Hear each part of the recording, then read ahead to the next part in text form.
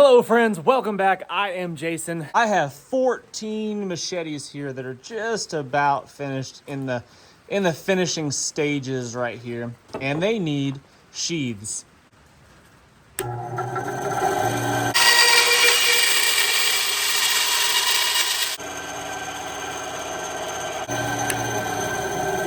So this is just some 4-inch drain pipe right here.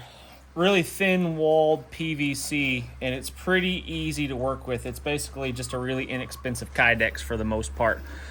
Heat it up, smush it down, and it makes a pretty solid sheath. I typically use a toaster oven, but this sheath is going to be about 20 inches long, and I don't have a toaster oven quite that big, so I'm going to come inside to my wife's, drop the pipe, come inside to my wife's self-cleaning oven. By the way, if someone in the comment section could please explain to me how an oven is self-cleaning, that would be fantastic. But I'm going to come in here and I'm going to bake my PVC at probably like 200 degrees, maybe 250, something like that. I'd say that 225. We're going to bake at 225 until a golden brown. And what that's going to do is make our PVC really nice, soft, and pliable, and it's going to form around our sheath. So I cut this 4-inch piece of PVC drain pipe, thin-walled PVC, to about 20 inches, and that's going to be big enough for my machete blade. Now, my wife doesn't watch my videos, I don't think. She probably thinks I'm full of crap. So if we could just keep this little secret between us, that would just be great. Nobody spill the beans, no squealers out there, please. My press that I have crafted out of just scrap stuff, which is my typical way, is just a piece of foam like floor mat doubled up. So it's squishy. You can buy foam specifically for Kydex presses, but it's a little bit expensive, and I didn't feel like ordering it online and waiting for it and all that nonsense. So I just used some of this mat, and I think it's gonna work pretty good for this application. And then I've just got a piece of 3/4 inch plywood attached to it, and then I strapped it together. I've strapped it together. These are my hinges, basically, just a big piece of webbing right here off of like a toe strap, and then screwed it into the plywood, and that will keep this side fixed. And then we will clamp down this side on top of the machete right there, and that will form the PVC around the blade, making it really nice. That PVC is going to be a little bit hot, so in order to be able to handle it a little bit easier, glove it up. We're up to temp on the oven, which is great, but now this piece right here, you might be wondering on this is an unfinished machete. I haven't done any work to this one other than wrap some tape around it. So, because this is where the machetes are going to be wrapped with paracord, so you can choke up on the machetes a little bit more comfortably. So this is to kind of give that same thickness, same dimension as a paracord wrap. Actually a little bit thicker, that way it's easier to get the machete in and out of the sheath. Nice and soft, right? That's what we want. The problem is you got to be quick. You can't be slow. You can't linger. You can't mess around with it because it cools off pretty quick, and then it gets hard again really, really fast. I'm going to set you right here, and forgive my lack of camera angles. I'm just going to give you one, and then we're going to do this thing. Hopefully I can get it on the first try. The cool thing about PVC or Kydex is that it's forgiving, and if you make a mistake, you can just heat it up again usually and repeat. So not that big a deal. Not all is lost. Ready, set, and go.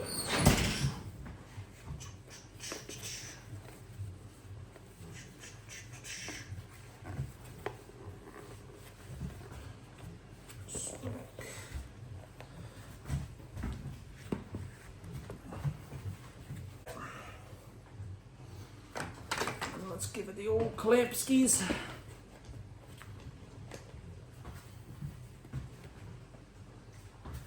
I think that is looking good. I got our clamp down in there, nice and tight. And then we just wait a couple minutes till it cools off and it hardens again. And then we'll inspect our work, and if it's good, then we'll move on to the next step. I love making my own tools, modifying my own tools to my specific needs and purposes. I love taking them out into the field and putting them through their paces. It's one of my favorite things to do. I really enjoy making my own gear. I think a lot of you probably can relate to that. And I really like, one thing that I really enjoy doing is using kind of non-standard materials for purposes, like using PVC for a sheath.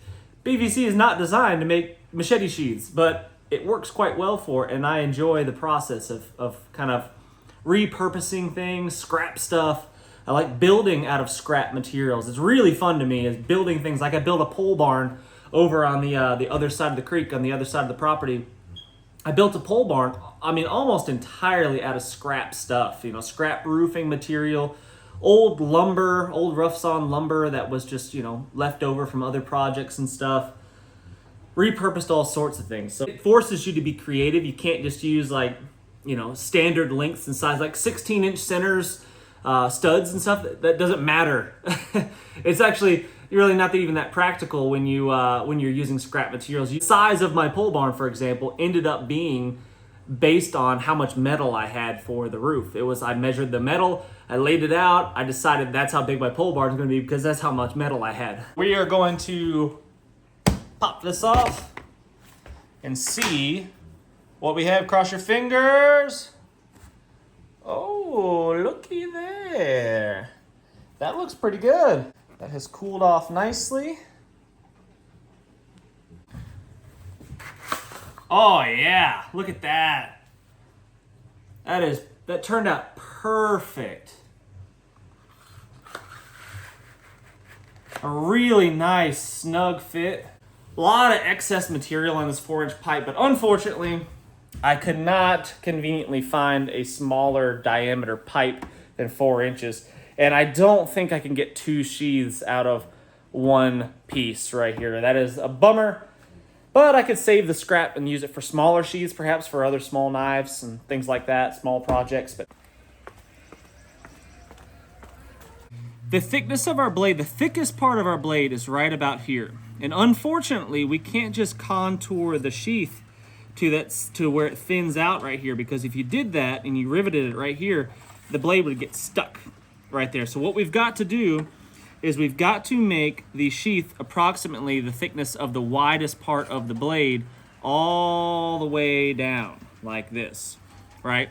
The thickness of the blade at its widest point is about 2¼ inches, give or take, right there. About 2¼ inches. So we have got to give ourselves a little bit of slack. We can't make it super tight, otherwise we'll never get the thing in and out of the sheath. So we are going to make the thickness of the sheath approximately 3 inches. Is the thickness of our blade approximately, and then we've got to give ourselves some extra here so we can rivet it. So I'm gonna try to get away with 3½ inches. It's gonna be a little bit tight, but I want it to be tight. I don't want to have a whole lot of excess. I want to have extra material on here. I don't want the sheath to be any heavier, any bulkier than it has to be. It's already gonna be a big sheath because it's a big blade, so I think 3½ inches is going to be the absolute minimum, and that's going to give me enough room to pop a rivet.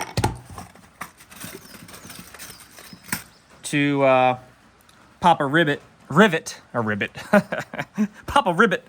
Yeah, I got to pop my rivet right in there, just like that. I think that's going to be enough space. So we are going to cut that right there at that 3½ inch mark. I'm gonna put my rivets 3 inches apart, and that should be more than enough to keep this thing together.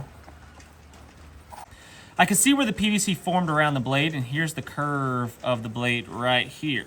So I want this line right here, the edge of my machete, to just continue on this way. Right like that. So these aluminum rivets right here and this drill bit are exactly the same size, so it'll be a really nice fit.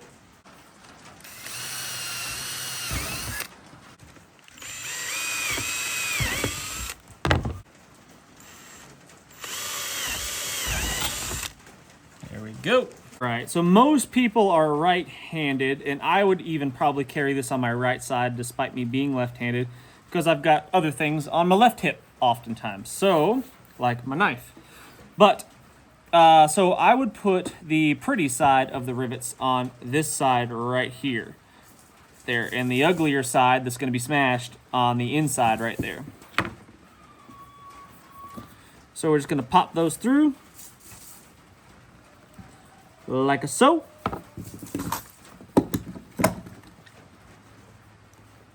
Put our rivet gun on there.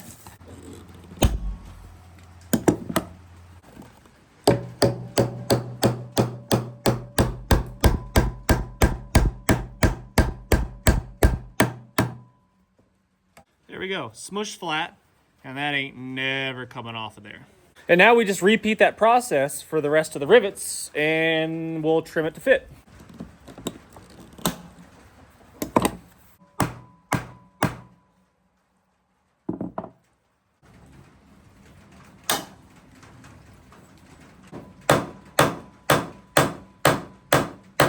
So we are looking really good. Rivets are in place, and now what we need to do before we do those last ones is probably just go ahead and trim it. And I'll show you what we're gonna do with those last two holes right there in just a second.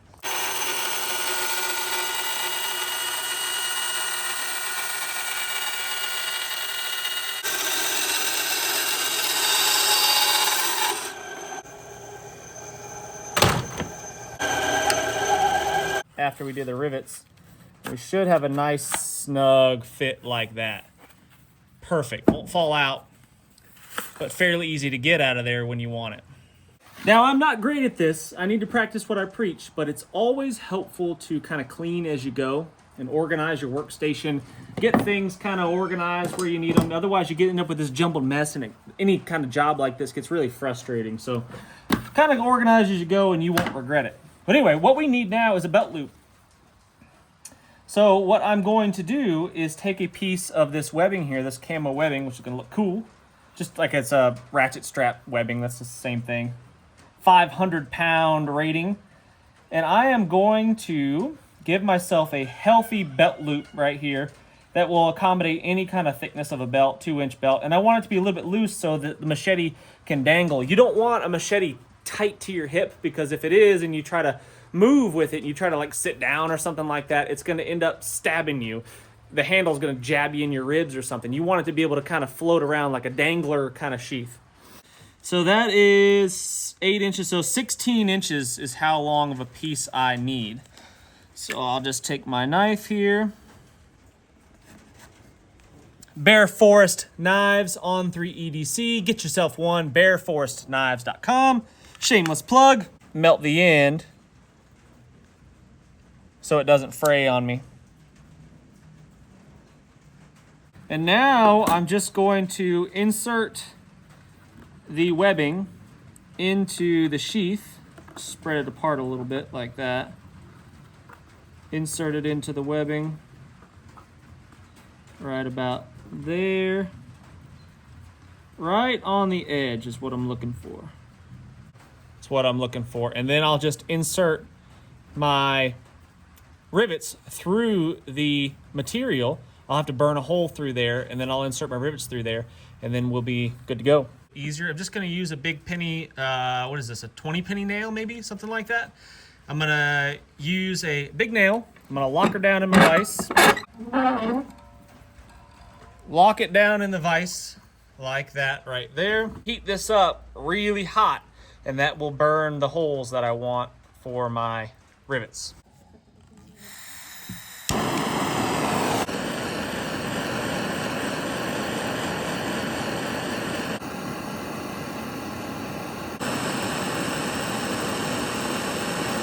Sorry guys, I forgot to hit record when I was actually burning the hole through. I just had this inserted into the sheath right there, and then that red hot nail I just pushed through, and it burnt my hole right there, just like that. Nice clean holes that won't fray. Friggin' hot, don't touch that. Or as my dad likes to say, don't put your lips on it. I don't know why. I don't know why he always says that. I've never had the desire to put my lips on something burning red hot. but I don't know. That's what he says.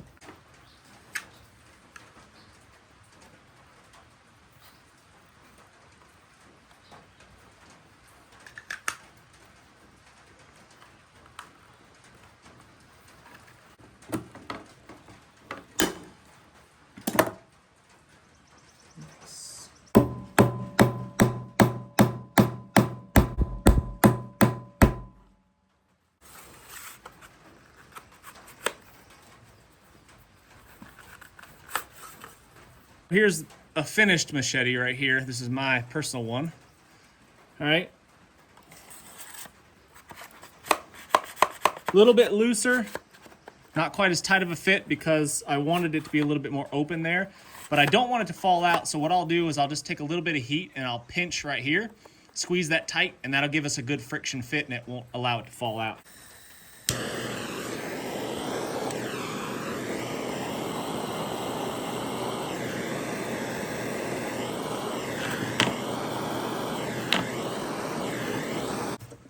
So I just heated up that part right here a little bit towards the tip of the blade. Just a little bit of heat on it and squish it together. And that should be enough to give us a really good friction fit. That's better. Doesn't just fall out. Easy in and out, but enough friction to keep it in there. That's what we want. So there is pretty much our finished sheath. I got to clean it up a little bit, obviously, but there it fits.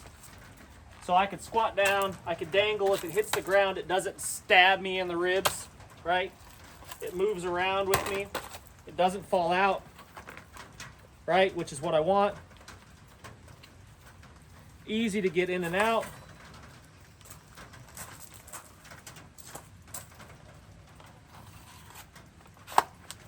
Boom. Let's clean it up.